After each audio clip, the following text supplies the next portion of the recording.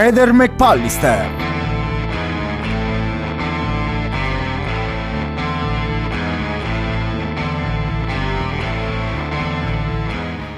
Il grande scoop delle TV che hanno scoperto improvvisamente che Claudio si incontrava con Liliana in alcuni luoghi segreti.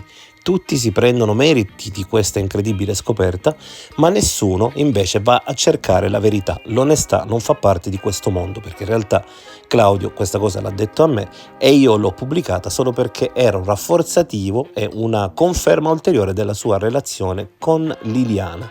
Allora la Rai, fanpage eccetera avrebbero fatto bene a citare in questo caso la fonte. Io vi ripropongo l'audio originale, il momento in cui Sterpin disse per la prima volta questa cosa al mondo. Il proprietario dei posti dove noi eravamo.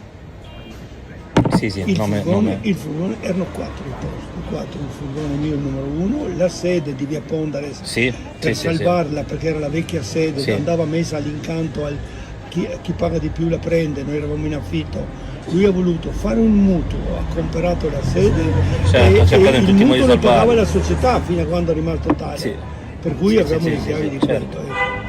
E due buchi, uno l'ho già detto a quella, te lo dico ma non è ancora ufficiale, giusto per dire, due buchi dove nell'ultimo anno avevamo la possibilità di rifugiarci e uno è in via Giulia, quindi là vicino. E uno è in piazza Ospedale.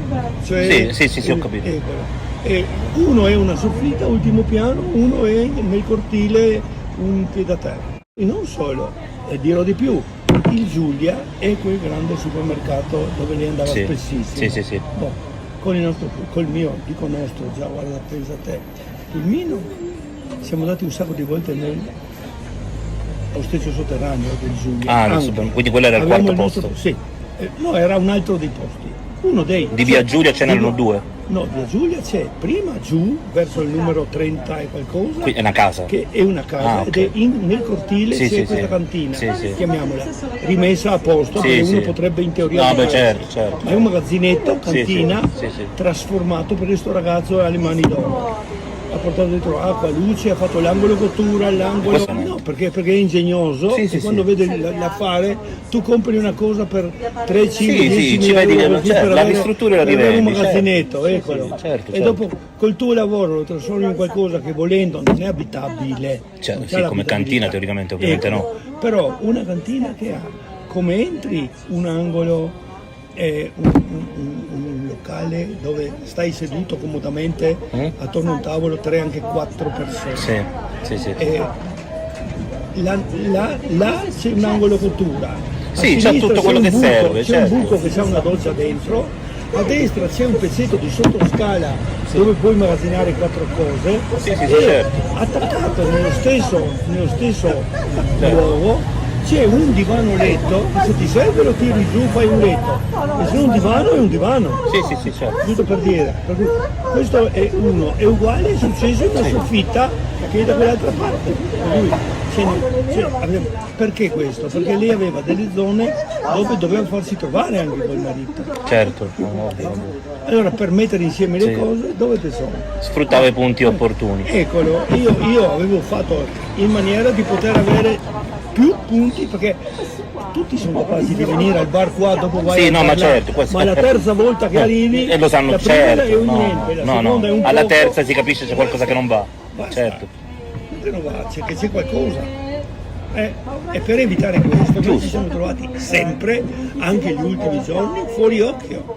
E perché lei veniva a casa mia? Perché non c'era più da nascondere niente. Certo, ormai evidentemente. Lo sapevano praticamente tutti. Che cavolo. Cioè nel senso che lei riteneva che se qualcuno lo capisse non era un problema. Non era un problema. Anzi, forse era una soluzione a quel punto. Io sono estremamente sicuro, lei mi diceva più volte, perché io non spingevo per niente come qualcuno vuole insistere. Per quanto riguarda il San Cirino, lei a ottobre, per cui nel periodo poco prima sacro, per noi, tra settembre e dicembre, abbiamo avuto le elezioni comunali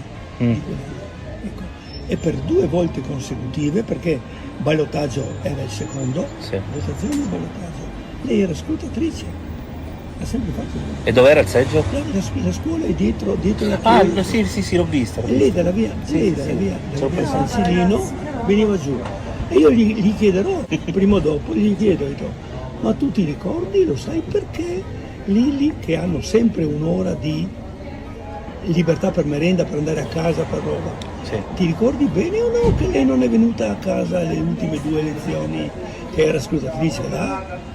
Come mai? Evidentemente perché io col pulmino le aspettavo la prima traversa che viene giù di via San Chilino, 50 metri dopo la chiesa, e andavamo a fare merenda assieme nel posteggio di Giulia. Del Giulia, che per andarci, la prima volta siamo andati, siccome scrive 2 metri e il pulmino è alto, 1,95 o 2 metri. Sì, ho detto, forse non... passando, sai che c'è quelle ghiere che ballano di ferro, sono di lama, di ferro. Ecco. E ora l'ho sfiorata e dopo ho visto perché il pulmino ha sul tetto, io non l'avevo mai trovato, un porta antenna di quelli che vengono messi sul tetto, che è alto così, i 4 centimetri sono sufficienti a toccare, certo, infatti. Per dire, in tutte e 2 le occasioni, cioè... Invece di tornare a casa è venuto con te. Perché tutti hanno il quarto d'ora, non il quarto d'ora, l'oretta anche Sì, no, ma perché ci si mette d'accordo al seggio e a turno si va via uno, anche di più, anche un'ora e mezza. Lei gli ha detto assieme alle colleghe e parlavamo di ottobre, tanto che lui dice, insomma, ma io non ho aneddoti un sacco così da raccontare, aneddoti che gli a voglia, infatti gli sputo dietro, non? Perché dice perché non hai tenuto i messaggi, ma giustamente se una storia non deve uscire, ma che cavolo, io tengo i messaggi. Ma anche da parte sua, se è una storia segreta è normale che io non come fanno a pensare che deve raccontare all'amica una cosa che non deve sapere nessuno. Questa è veramente follia. Idiota. Le nuove indagini disposte dal GIP Luigi Dainotti sul caso della morte di Liliana Resinovic dovranno far luce anche sulla soffitta di via Slataper 22 e sul vano magazzino all'interno del cortile di via Giulia 34, indicati da Claudio Sterpin come luoghi di incontro tra lui e la 63enne triestina. L'ex atleta triestino aveva dichiarato la loro esistenza solamente lo scorso 21 aprile, attraverso il deposito di una memoria difensiva sul caso. Il GIP, nella lunga lista di richieste funzionali alle nuove indagini, chiede che Sterpin chiarisca dettagliatamente cosa avveniva in quegli immobili e, soprattutto, motivi le ragioni per le quali non ne abbia originariamente fatto menzione agli inquirenti. Lo scorso 7 giugno l'anziano triestino era stato sentito in questura in merito alla querela per diffamazione sporta contro il marito di Liliana, Sebastiano Visintin. All'uscita, Sterpin aveva risposto alle domande dei giornalisti proprio sulle cantine e le soffitte, date le indiscrezioni e le notizie riferite a tali luoghi. Io avevo una chiave per avere accesso ad una cantina. Anziché andare al bar a bere un caffè, ci nascondevamo agli occhi indiscreti. Il periodo a cui fa riferimento Sterpin, secondo le sue dichiarazioni, è i primi mesi del 2021, lontano dal giorno della scomparsa e ancora in stagione di forti restrizioni antipandemiche.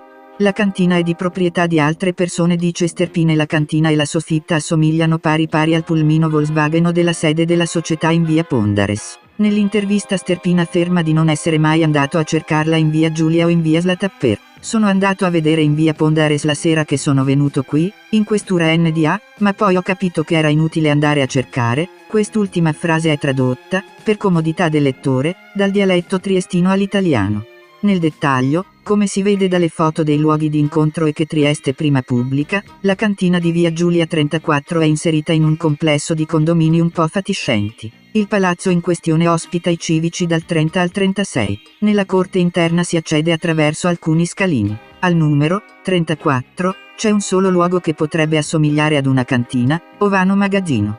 Si trova ai piani alti. È chiuso da un luttetto rosso di marca Master, ma dall'esterno non sembra portare da nessuna parte. Se si considera invece la corte interna, ci sono almeno 3 vani, forse 4, che potrebbero corrispondere alla descrizione, ma sono afferibili al civico 32, e non al 34. 2 accessi sono in alluminio, uno in legno, il quarto in lamiera o materiale simile.